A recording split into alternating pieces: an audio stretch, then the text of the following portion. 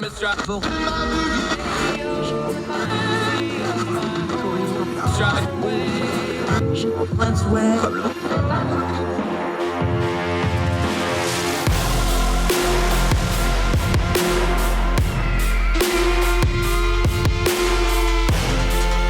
host, Andrew Donaldson.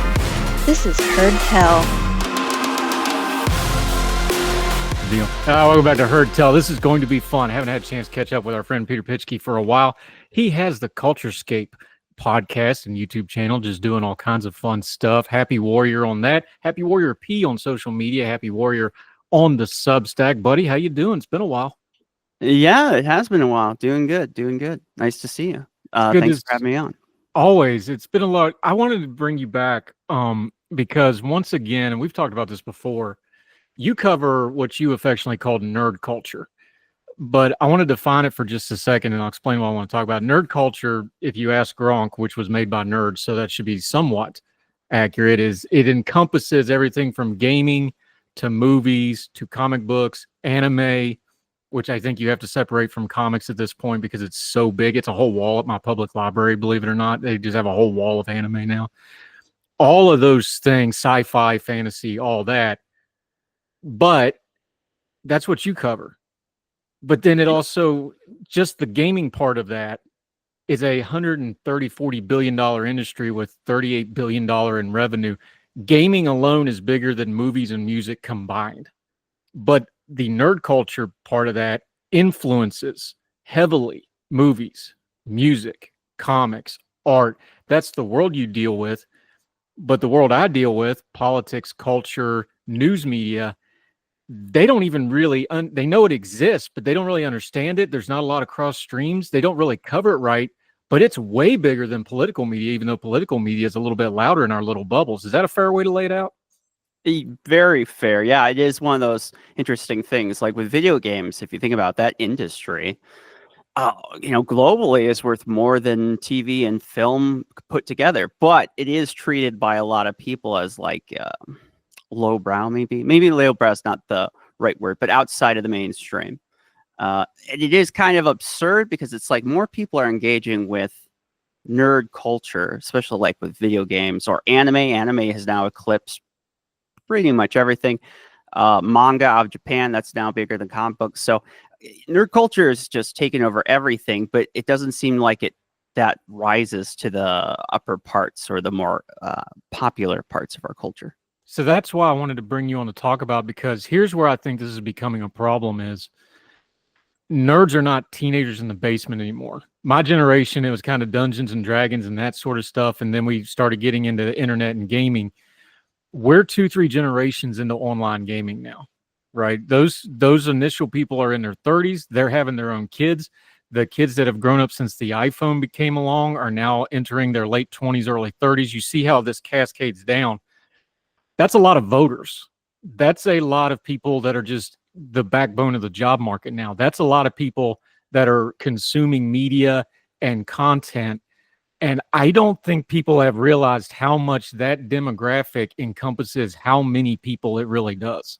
Oh, no, for sure. And it's always expanding. Like if I mentioned anime earlier, China is this market, and it seems strange, but in many ways, they're just starting to enter things like anime production.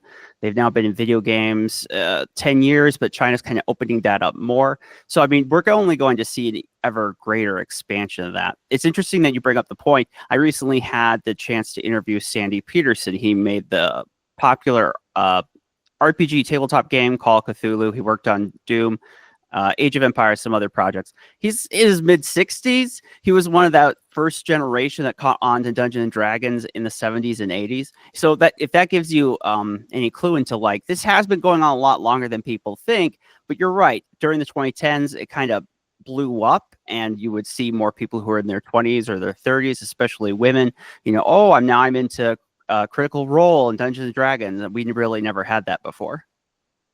So the projection for 2025 is, and the definition of gamer they're using is anybody that's played more than 2 or 3 games annually, which is a pretty low bar. 280 million people are gamers in America. Our population is like 330-ish. Mm-hmm. That's a huge chunk of people playing games. And then you have to go in, because we're in a siloed, I just mentioned it. I was at the library with my daughter because she was doing some study time for a test at the library. One whole wall of the local library now is nothing but anime and manga. Barnes and Noble has the biggest section in Barnes and Noble in my town now is manga and games and comics and graphic novels. That's the biggest section in the store, and it's not really close when you add in the memorabilia and all the other stuff they have. You call your podcast CultureScape. This isn't just nerds talking about nerds and the nerd culture and gaming culture and sci-fi fans in this. This thing has tentacles everywhere. This is just culture now, and I think people that don't see it are just blind to it. But outside of like a Star Wars or a big IP like Marvel, they'll kind of see it. But these tentacles of this culture, it's just the culture now. Is that overstating it? I don't think so. I think it is the culture for the majority of people, for all the plebs. I think it has a harder time, though, where you get to these upper echelons. I have a friend, Gene Park. He's the games journalist now over at the Washington Post. Very successful, does very well, but he jokingly refers to it to, he's in kind of a weird space at the institution because everyone else is, video games. And but it's like he's covering the most popular beat technically, but he's the only one that has a slot for it at the Washington Post. It's an interesting dynamic. I wonder if that's going to change in the future. But at the moment, it's kind of like, oh, you're into video games, or you're one of those people who enjoy anime. Oh, you're so beneath us. It's funny.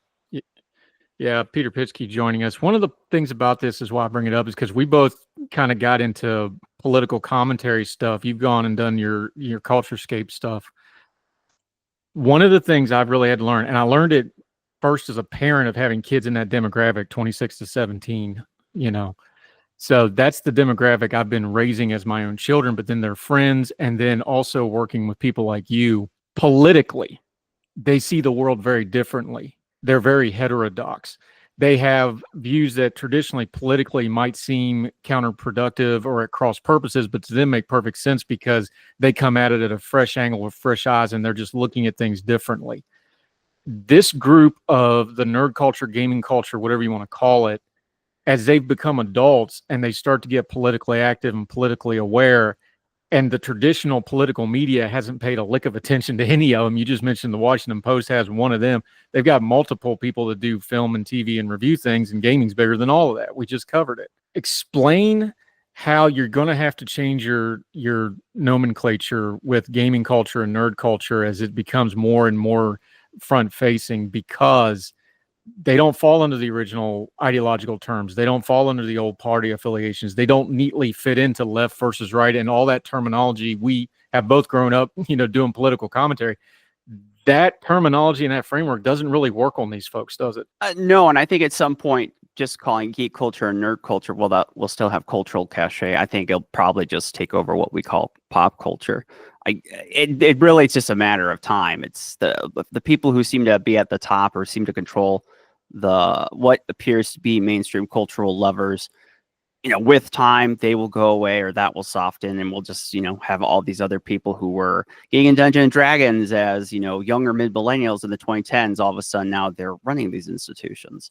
It's an age gap thing, too, because, like, if you bought an NES with your own money, you're probably at least in your 50s. If you can remember an Atari 2600, I can barely. That was the first thing I ever played on. I can really... Well, we had a ColecoVision, but that's another story for another day, because that thing was weird. You mentioned that the designer that's in his 60s doing this stuff. You're now multiple generations into this thing, and I think they've become more self-aware of, because geek culture and nerd culture was always kind of like us against the world. I think we're really starting to see it more and more of like, oh, wait a minute, we're not the underdogs anymore. We just run the companies, and we're CEOs and entrepreneurs, and we're kind of the normal people now. That's changing too. It's not the Freaks and Geeks, the old joke about the old TV show. This is just people now. And as the older generation kind of starts passing off and the boomers aren't around to wave their fingers at them anymore, I've noticed with my own children, like where, people would tell us about TV, and if you tell them internet's going to rot their brain, they're going to roll their eyes and talk back about it because they're just not having it, because that's just the ecosystem they live in. That's a big culture change in and of itself, isn't it?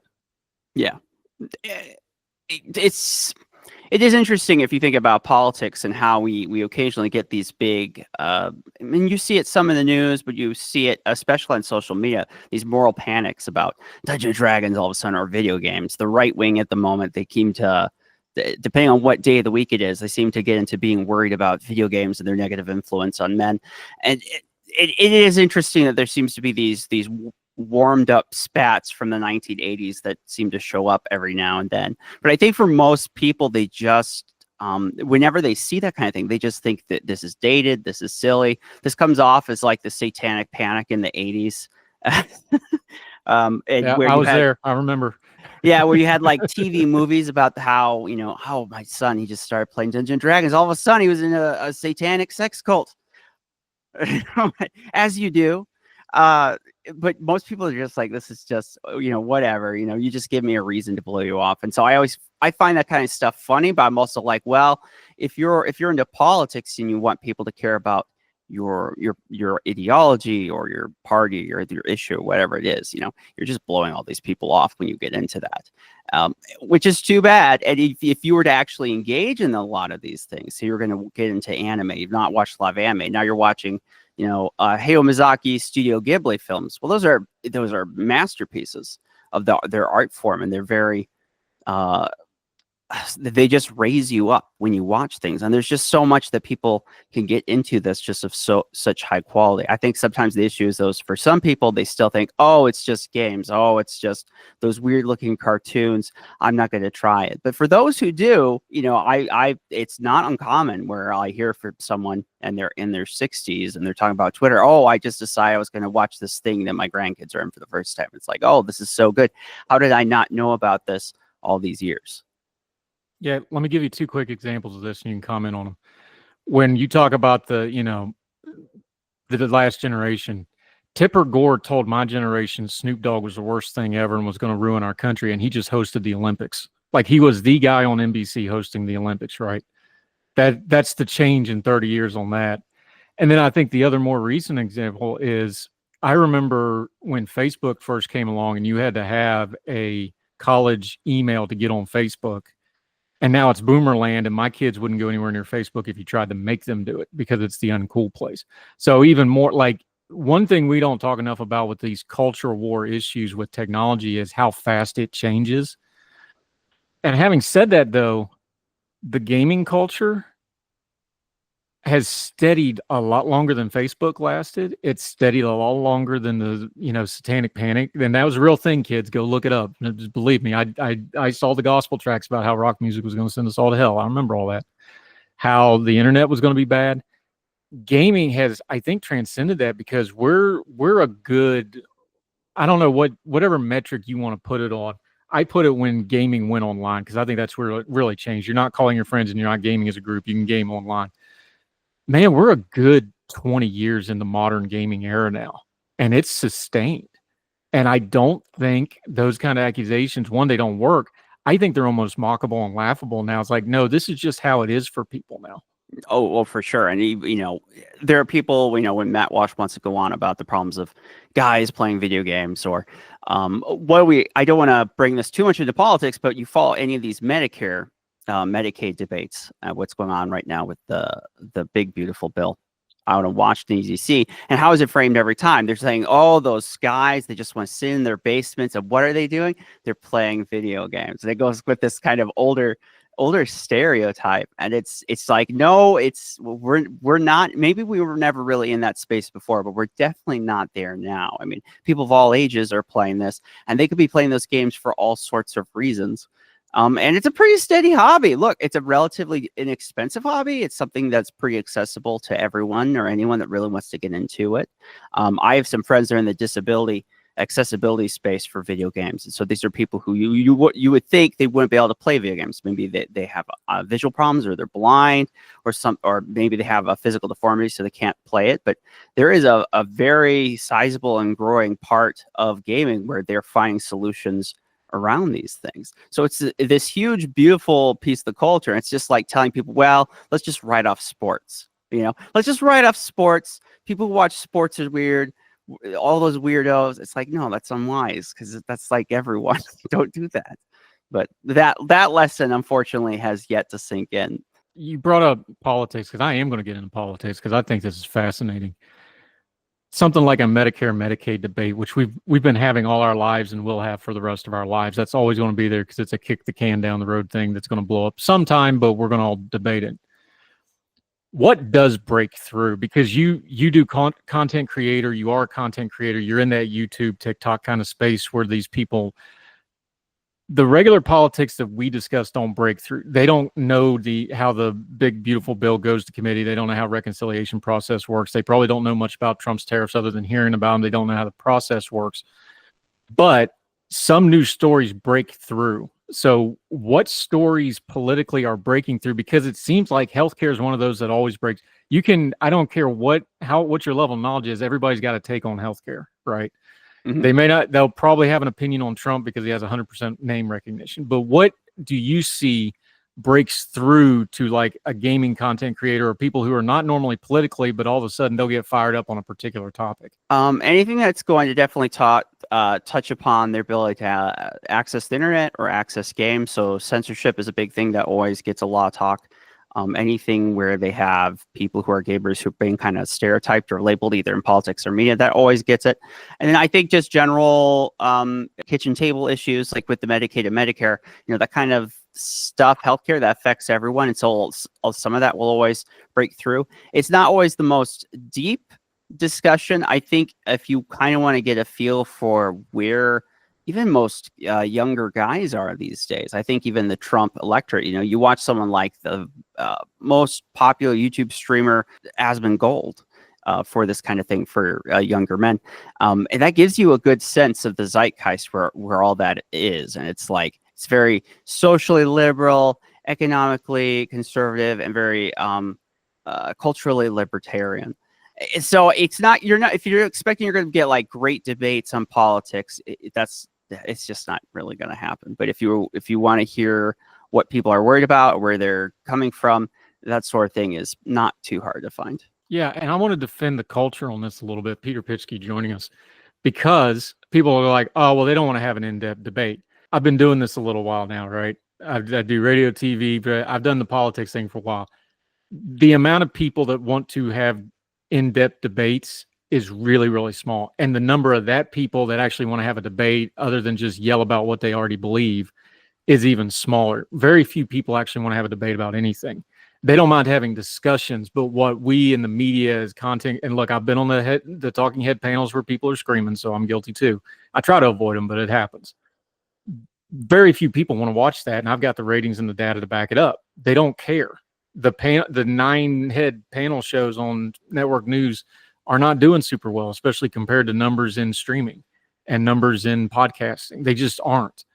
So I think there's this dismissive thing of saying, well, they don't want to have an in-depth discussion and they don't want to debate the issues. Like, no, I think a lot of them just know what they believe and they don't really want somebody yelling at them about it. Is that like a nomenclature thing we probably need to change? Because I know that younger generation, man, and I've got kids that age that are, they're practically all adults now. They don't want you wagging their finger at them. They're not having it. That's not the culture that generation has at all. Yes, true. And especially though for young men, people who are my age or younger, so 30s and 20s, there's definitely a feeling of that the older generations had failed us, especially the boomers. And so a lot of that yelling at each other, a lot of that politics culture just seems like that's part of their thing.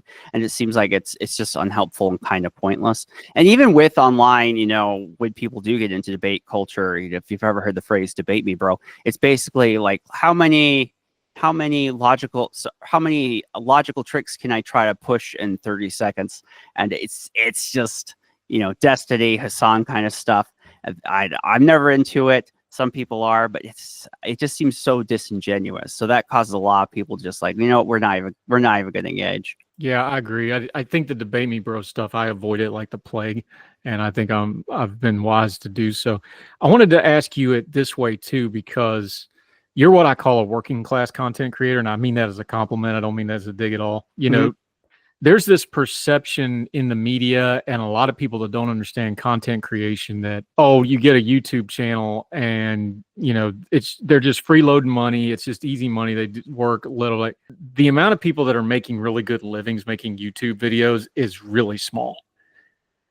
I just know this for a fact. There's a very small group of people that get a lot of press that make a whole lot of money, but most people are really hustling at it.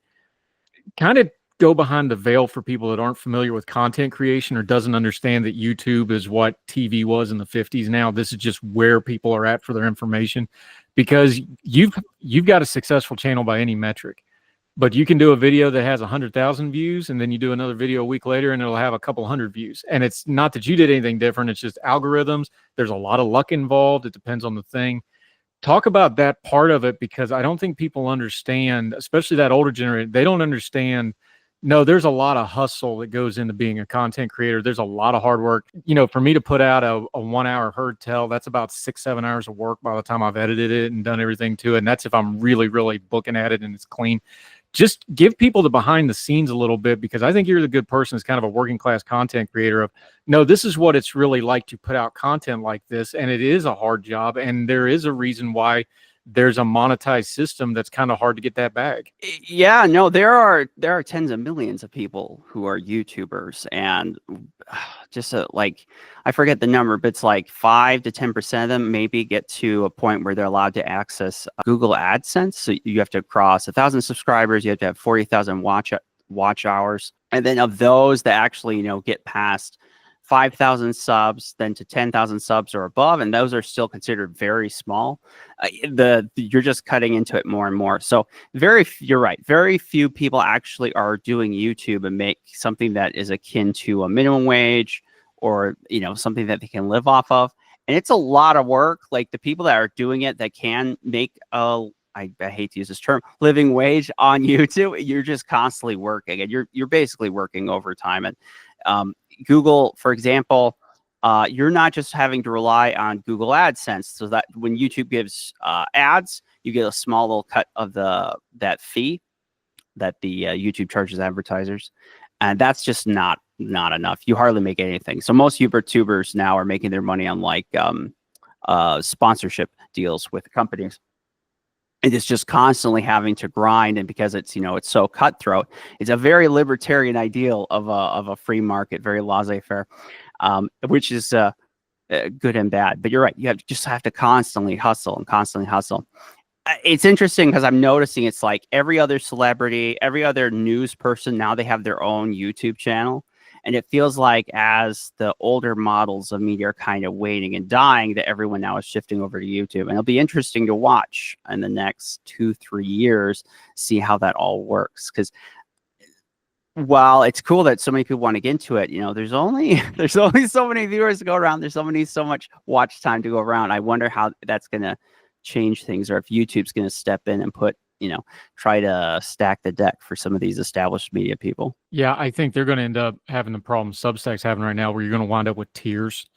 But we'll dig into that they're going to have to at some point, because you've got to have the superstars to get everybody else to jump in. And if you don't delineate from the superstars some way, your business, but we'll talk about that some other time. Peter Pischke with us. For political people that actually care about things like policy discussions, because there's all this debate about how do you penetrate, the content culture with a political message. And my first response, a couple times I've been asked by serious people about this. I'm like, well, number one, don't act like you're trying, because they're going to smell it all over you and it's not going to work.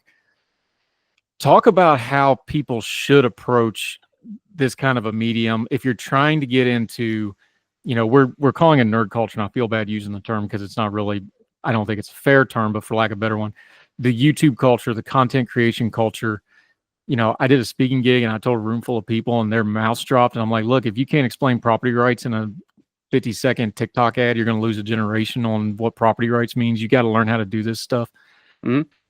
Give some advice if they're listening to the olds, which including me, because I just turned 45, how to approach these people. And I tell them honestly, my take is I'm like, you better be real. You better be upfront. Don't put on airs. Don't try to be something you're not. Just be straight up. And if they like it, they like it. And they don't, and then let it go, because you're not going to get any further. What advice would you give them? I would say try to put the professional lens down, and I would say try to more personal angle. You're right, because if you come off desperate or you come off pushy, people are just burnt out on all that. You know, many of us have escaped some of those more legacy platforms, of those the Fox News, the talking head stuff, and it's just a giant turnoff. People love long form content, and they love people who are being genuine. So if you think you're going to go onto these platforms and you're just going to do your same old shtick, it's just not going to land at all, and people will notice that pretty quick.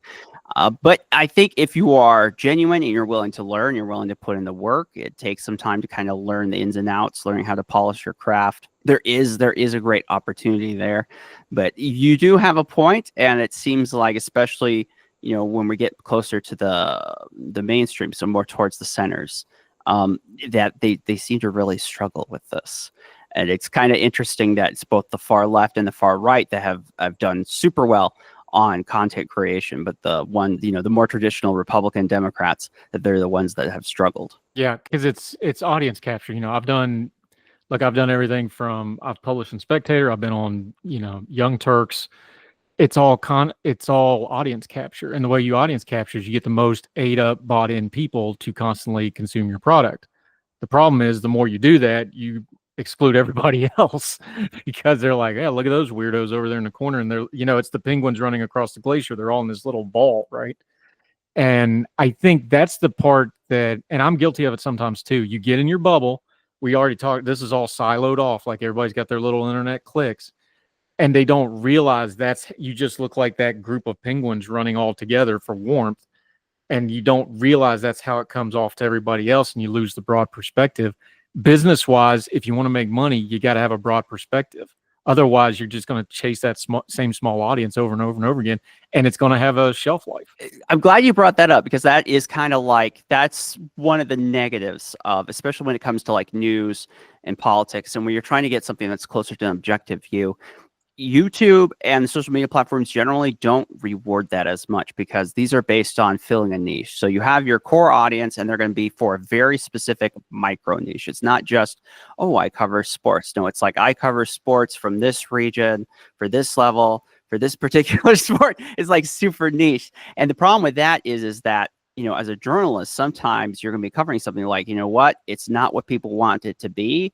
It's not what people think. Sometimes you're going to say information that it's not really interesting. It's kind of boring. All that stuff doesn't really play on YouTube. You kind of have to constantly be feeding them red meat. Give the Coliseum spectators what they want. And that, I think, in the future, in the long run, is going to lead to problems as people are shifting everything over to the content creation sphere, the influencer model for news. And I am curious to see where that goes. But what to do about it, I don't know. I want to ask you too, you brought up the men thing. Look, it's the hot topic of young men, whatever that means. And that I think they're failing by defining that to start with, but we'll set that aside for the minute. Especially the political consultant class is just absolutely obsessed over reaching the young, unaffected males that have given into really bad public behavior online. I cut against the grain on that a little bit, because I think if you're trying to reach a bunch of people whose main online identity is being a bunch of jackasses, you're not going to really glean any wheat from that field anyway. However, you're in that space a little bit more than I am. I can sit back and just kind of throw rocks at it, because I think they're just not good people that have very few redeeming qualities to start with. Is it an overblown problem? Is the coverage just about right? Are they undercovering it? How does it hit you? Because I know we've talked about it a little bit privately, but this is getting to be a bigger thing, because the consultant class has figured out how to make money on this. Let's call it what it is. How big of a problem is it really? Because the internet is always going to attract the really bad element that just wants to show the world how much of a jackass they are, and they're going to do that, and they're just going to put politics or games or whatever on top of that to try to excuse it. But where do you fall on it? Is this an overblown problem? Is it an undercover problem? How do you think about it? The majority of my audience are guys that are between about 18 and 35.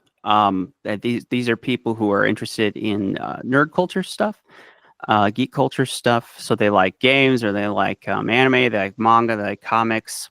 They're really deep into some particular, particular small thing. Like they're super into BattleTech, which is like was the off-brand Warhammer tabletop game. But you know, a lot of my audience, you know, from talking with them, you know, I'm kind of part of this group where they feel very disaffected. I think sometimes the problem with labels, especially we give from like the media and politics, is like say we're doing, you know, the people who get called incels. Well, you know, these are people who have, for a lot of them, there's a lot of damage there, and they're not just one thing. They're many different things. I think we are so quick to write people like that off, and I think if you engage honestly and actively, yes, you're always going to have some people who are going to be buttheads. That is true, though, anything you do on the internet. But if you're engaging with people sincerely, more often than not, you're going to get the majority of them on your side, and they will engage in a fair way. Now, it's not perfect. If I cover something, I'm like, you know what, you guys are wrong. It's actually this other way, or I bring on someone they don't like, I get a lot of heat for it. But it's like sometimes I feel like maybe as a content creator, okay, now it's time to eat the vegetables, and that's not always a good way to build a channel.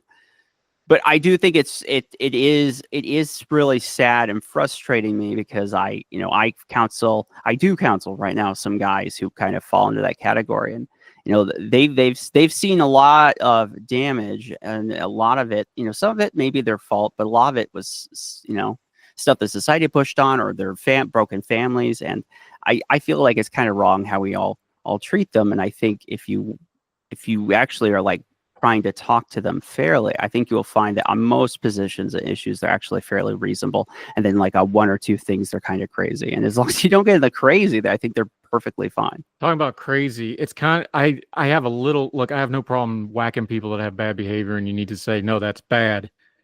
One of the problems that we just have to admit is like when our political leaders are acting really bad, I think it's okay, we're going to beat up on this random person on the internet, but you know, the president won't behave himself, or a senator, or miss me with the politics.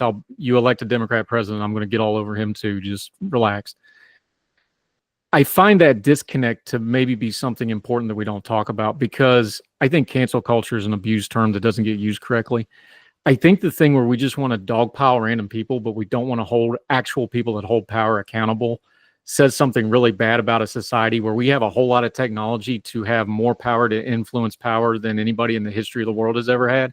And we're using it to beat up on the guy in Paducah that said something stupid on the internet. Not that we shouldn't do that, but we don't have the same furor for the people that are actually in power doing things. I think that's actually a really huge problem with internet online culture, more so than some of the other stuff we talk about. Yeah, and that's kind of one of the big things I think that escapist media and culture has exploded. A big part of it is because everything else is breaking down, and people want somewhere where they can invest themselves and feel safe, and, you know, and kind of escape from a lot of this. And if people, you know, look, Matt Walsh gets a lot of clicks when he starts saying, "Oh, all these guys, they're just incels. You know, these people who play video games, you know, they're never going to get laid. They're a bunch of worthless losers. You know, they're modern version of the welfare queen, if you remember that from the 90s and 80s."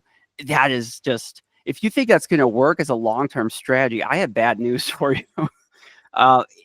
You're just blowing off loads and loads and loads of people. And the reason why they're escaping to places like this is because people have just blown them off, and things are breaking down, and they feel like they're just constantly being given a bad deal. So to jump on top of them, say, you are horrible and nasty, that you are in this thing that you escaped to get away from everything else that was horrible and nasty. Not a good marketing move, not a good political move.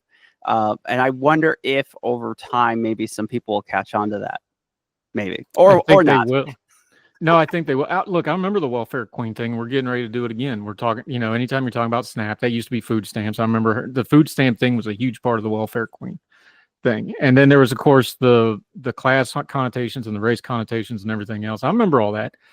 And I'm not surprised it's getting applied to gamers, because it actually didn't have anything to do with what they said it had to do. It just had to do with, oh, if I'm getting my government check, that's good. If that person's getting a government check, well, they must be taking something from me.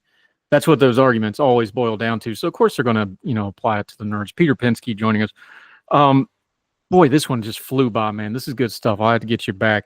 Let people know what's going on with CultureScape, what you got going on, where they can follow you. Look, we just talked about the toxic guys that are online. You're one of the good ones, my friend, and I appreciate you. Not just the culture stuff. You do good stuff with disability, and you've been doing more and more on things like medication, pain management, that sort of stuff, especially as we start getting into this healthcare debates that are coming. I know you want to get into that stuff. Just let people know where they can find you on CultureScape and what you got going on, my friend. Yeah, you can find CultureScape. Just type it in a Google search. It's the show that interviews the geek creators, influencers who built nerd culture. We have about 100 videos now over 3 years. They're great interviews. They're usually 69 minutes. We try to deep dive into it and just kind of let people share their stories, from their experiences. Kind of not exactly avoid politics. Just let people share their thing. We just put out an interview with cult indie filmmaker Jason Tross. We have an upcoming one with Sandy Peterson, who I mentioned earlier. Our most popular, most recent one, just from a few weeks ago, was with Johnny Young Bosch. He's like the most popular male voice actor in anime right now. He's the lead voice of Dante in the Devil May Cry Netflix show that people were talking about a month ago. So the good stuff there. And I think if you want to get an insight with what people in this, this unobtainable male demographic, the nerds, if you want to get insight about what they're all about, I think my show would be a good way to do it. And of course, I'm on Twitter too much, et cetera, et cetera. But yeah, CultureScape, it's fun, it's good. Find on YouTube, Spotify, wherever else you listen to your podcast, I guess. I know nothing about any of this culture other than what I learned from people like you, but I actually know who Johnny Young Bosch is because I met him. My kids a couple of years ago, her and her friends were all into cosplay, and they had the big Comic-Con. That one was in Raleigh, I think, and I took him to him, and I drew the escorting duty, so I'm the guy in the street clothes, and everybody else is in their anime get up, so I was sticking out, but he was one of the tables that they went and talked to, and he was just the nicest possible guy. Really took time to talk to, there, how those things are. They're long line queues, but you can tell who's going through the motions and who actually is taking and giving a little effort, right? And he was a give an effort guy and seemed to really enjoy talking to people, so seemed like a good dude. He is. I don't know if you can see in my background. He sent, because we were talking about, used to have a photo autograph of his, and I had lost it. I still can't find it. So he had, after I'd done the interview, he just sent me a new one. And yeah, he's a classy dude. He's a really classy dude. I like Johnny a lot. Good deal. Check out the YouTube. It's great. I'm going to have you back and we'll talk some policy stuff. I've got some stuff working on disability too, you and me, because we're both disabled type folk, I think, whatever terminology we want to use for that.